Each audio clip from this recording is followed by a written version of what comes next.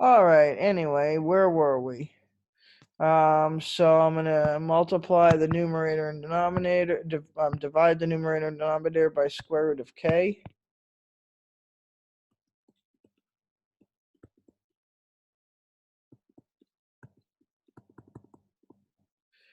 And we want to save a little bit of time here just because this video is getting way too long. So we're going to get 2 over square root of 1 plus 1 over k plus 1, which is going to be 2. And so since the limit is 2, which is finite, and so therefore, by the limit comparison test, since summation k equals 1 to infinity 1 over 2 root k diverges, so does my original series. It would be nice if this would work. It really would be, but apparently I'm not going to get that lucky. Diverges, so does my original series. So we get no absolute convergence.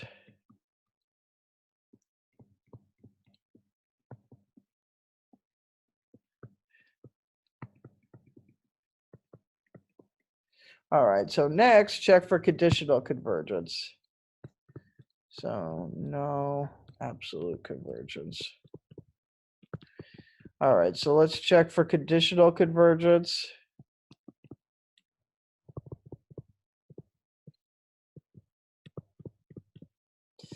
And for that, we just use the alternating series test, which we've talked about, so we could do this probably without too much trouble, although I don't know what the way this thing is behaving. All right, so step 1, a sub k plus 1 is going to be 1 over square root of k plus 2 plus square root of k plus 1, and I think we can agree that that's less than or equal to 1 over square root of k plus 1 plus square root of k, which is a sub k, so check. And the limit as k goes to infinity of a sub k is the limit. I know it's b sub k, right?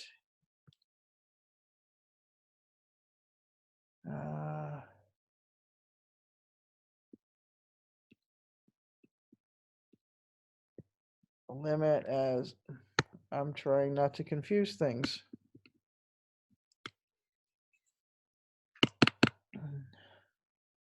And yet, if you look at this, it's probably going to confuse you. So if this would just work, I'd be a happy camper. I swear this thing usually works. I don't know why it's so badly today.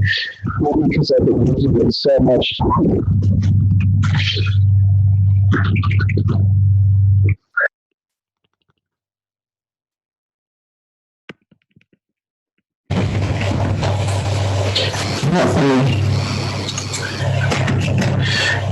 If this is not going to work, I'll stop recording I'll pause the recording while I erase so that we can stop having this nuisance happen.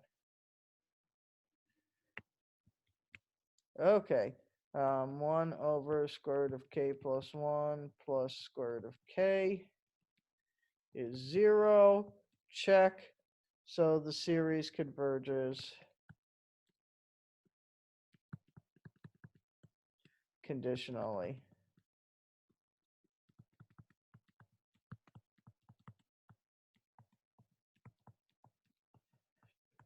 And so that's the idea. Now at this point, again, stop the recording, think of questions you want to ask and ask them, and then try to work on this exercise. This is a cute little exercise. It's really not that bad. Won't take you too long, right? Just start with, now you should turn this off while I work on the problem, and then you can come back to it. So you would first check for absolute convergence.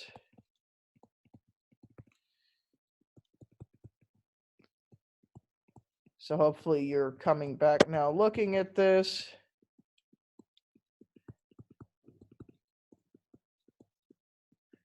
after having worked on it and seeing that this is 8/7 to the n, and summation of 8/7 to the n diverges because it's a geometric series with r equaling 8/7, which is bigger than 1. Okay, conditional convergence. So hopefully you figured out that it did not converge absolutely,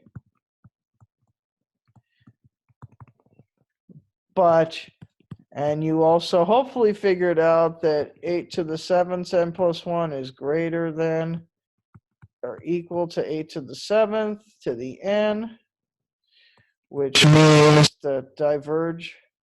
So that fails. It's failed the alternating series test, right? So for this, we're using the alternating series test.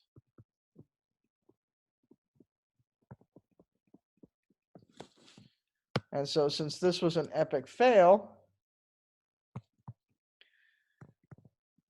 therefore the series actually diverges.